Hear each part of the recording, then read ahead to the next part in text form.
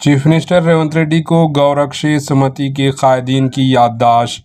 गौरक्षक समिति के कायदीन ने चीफ मिनिस्टर रेवंत रेड्डी से इनकी क़यामगाह वाक़ जुबली हिल्स पहुंचकर एक तहरीरी याददाश्त पेश की और रियासत भर में गायों की तहफ़्फ़ुज़ के मसले पर गौरक्षक क़ानून को सख्ती से नाफिज करने का मुतालबा किया। गौरक्षक समिति के कायदीन ने जो 2 गाय के बछड़ों के साथ वहां पहुंचे थे, इसको चीफ मिनिस्टर रेवंत रेड्डी के रूबरू पेश किया। चीफ मिनिस्टर ने एहतराम के साथ इनका मुशाहिदा किया। Bureau report, AHN news.